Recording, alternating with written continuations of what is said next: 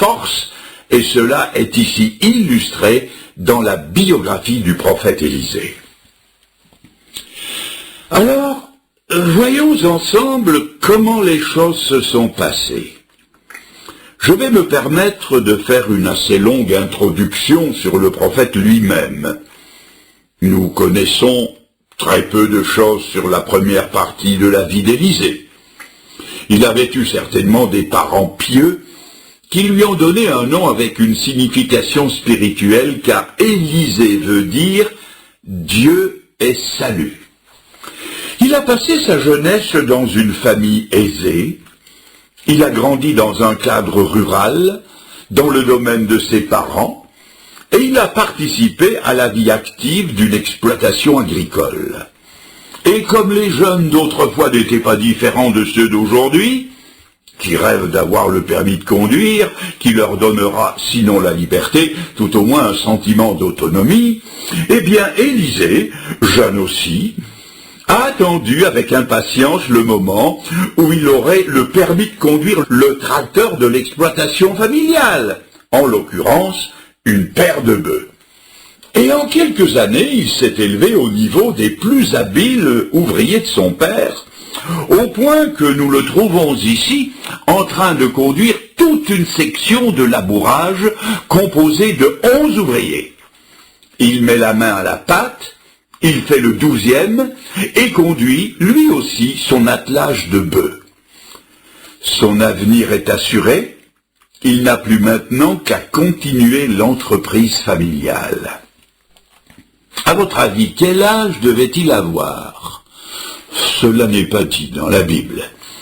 Mais il ne devait être ni trop jeune, ni trop vieux.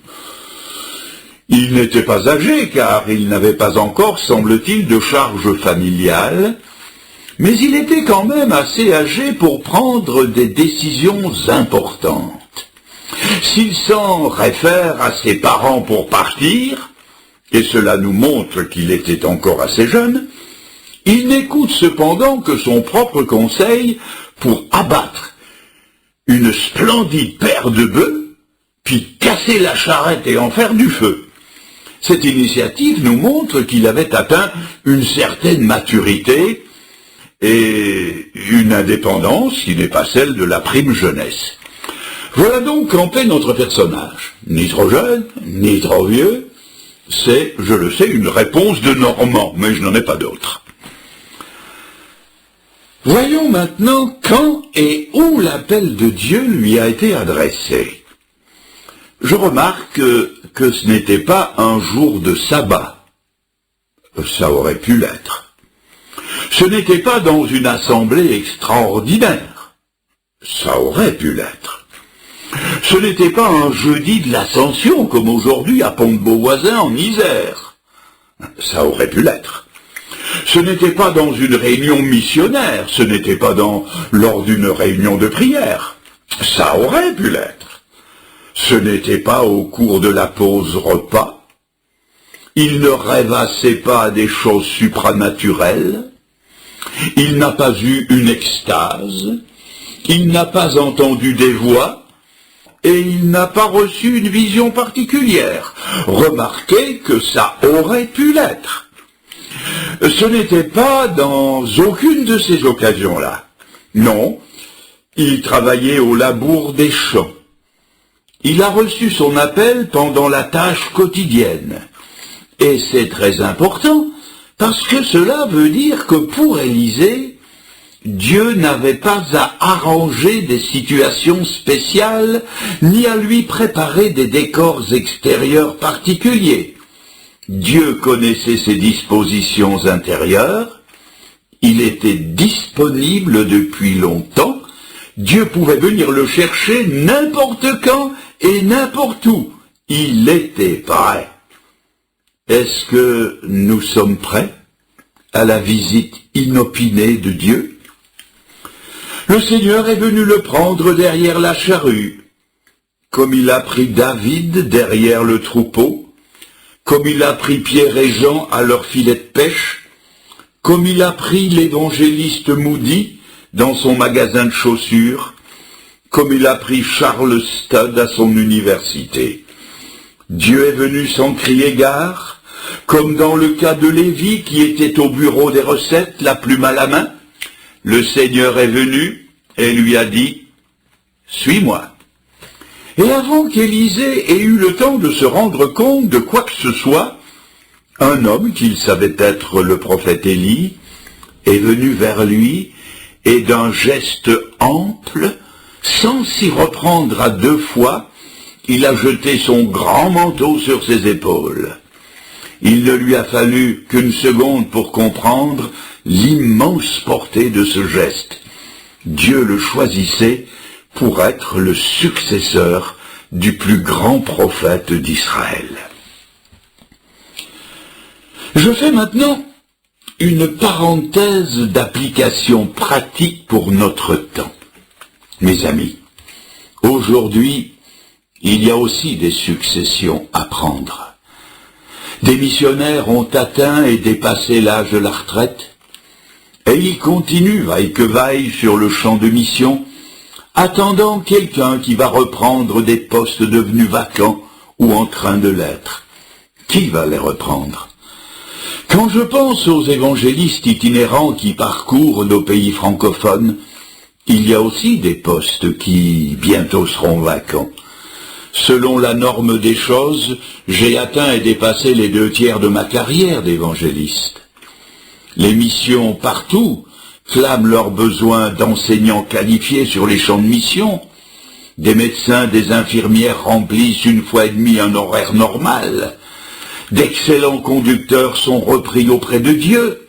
Il y a des vides qui se font et des Élis inquiets portent des regards autour d'eux pour trouver des caractères valables sur lesquels ils pourront jeter leur manteau.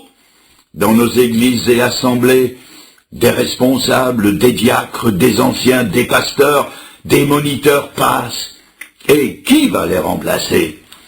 Il y a, je le répète, des successions à prendre dans tous les domaines de l'activité chrétienne. Élisée a donc été appelé par Dieu et a répondu présent à cet appel. Voyons maintenant à quoi il a été appelé. Remarquez qu'il n'a pas été appelé à être d'emblée le prestigieux successeur du prophète Élie. Dans un sens, c'est vrai. Quand on lit le 2e livre des Rois au chapitre 3 et verset 11, nous voyons qu'il a d'abord été appelé à verser de l'eau sur les mains d'Élie. C'était beaucoup moins glorieux que de conduire 11 ouvriers, que d'être le fils du patron et l'héritier d'un grand domaine agricole. Si Dieu agit ainsi, c'est parce qu'Élisée avait besoin d'être recyclé pour le royaume. Et Dieu ne méprise pas les petits commencements, ni même les petits recommencements. Avant d'avoir un chêne, il faut planter un gland.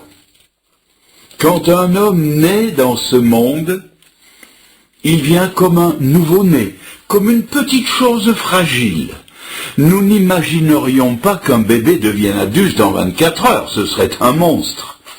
Notre Seigneur Jésus-Christ, qui a incarné toutes les excellences dans sa personne, a suivi la filière en commençant par le commencement. Et la crèche de Bethléem en est la preuve. Il n'a pas sauté les étapes. Ruth de l'Ancien Testament a aussi commencé par laisser sa famille.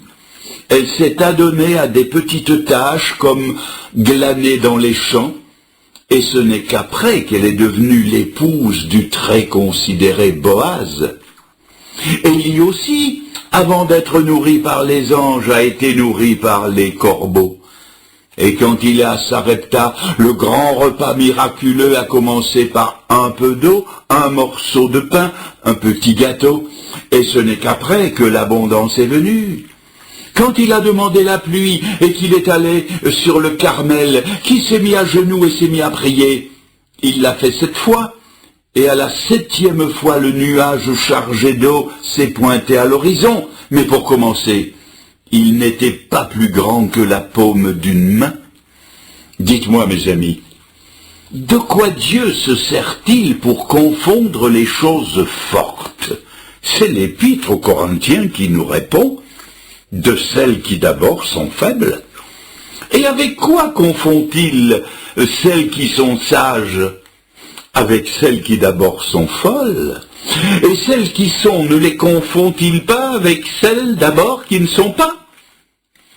Dieu a dû ramener l'apôtre Paul au sentiment de sa petitesse, et il a obligé cet homme qui avait la stature morale d'un géant à n'être qu'une petite et faible chose, un faible commencement, et il lui a dit, Paul, c'est dans ta faiblesse que ma force s'accomplit. Dans le premier livre de Samuel, le reproche que l'Éternel fait à Saül, c'est d'avoir oublié qu'il avait été petit et faible. Il lui a dit par le prophète Samuel, « Lorsque tu étais petit à tes yeux, l'Éternel t'a oint pour roi sur Israël. » À cette époque, Saül était humble, il ne voulait même pas devenir roi. Il a fallu aller le tirer de force derrière les bagages où il s'était caché. Hélas, cet esprit d'humilité l'avait quitté et Dieu l'a rejeté.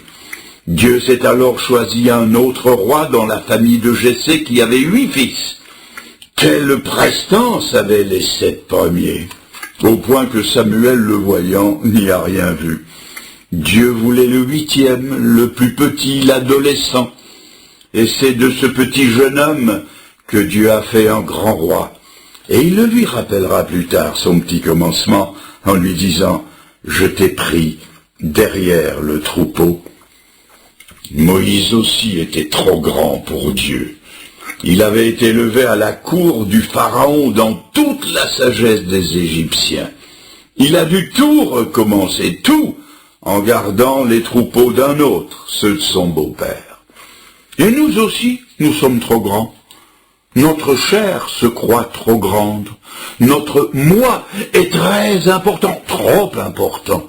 C'est pourquoi Jésus dit, il faut que vous naissiez de nouveau. Il faut tout recommencer. Nous devons devenir des petits-enfants. Il a dit, si vous ne devenez comme des petits-enfants, et cela veut dire un petit commencement, vous n'entrerez point dans le royaume, ni dans le service de Dieu. Et quand Dieu voudra parler au prophète Élie pour le sortir de sa dépression, là encore, il se servira d'une petite chose. Dans le chapitre 19, on lit « L'Éternel passa, et devant l'Éternel, il y avait un vent fort et violent qui déchirait les montagnes et brisait les rochers. Mais l'Éternel n'était pas dans le vent. Et après le vent, ce fut un tremblement de terre. Et l'Éternel n'était pas dans le tremblement de terre. Et après le tremblement de terre, un feu. Et l'Éternel n'était pas dans le feu. Et après le feu, un murmure doux et léger. Et quand Élie l'entendit, il s'enveloppa le visage de son manteau. Ne vous l'ai-je pas dit l'année dernière à ce même endroit? Dieu veut que l'humilité habite dans tous les grands caractères. Souvenez-vous que notre Seigneur, lors du dernier souper, s'est entendu demander par ses disciples lequel d'entre eux serait le plus grand. À cette occasion, il leur a dit que le plus grand, ce serait celui qui serait le plus petit.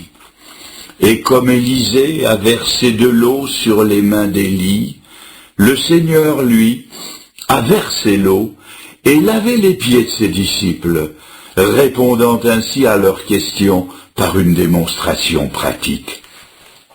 Dans le livre des Proverbes, il est écrit que l'humilité précède la gloire.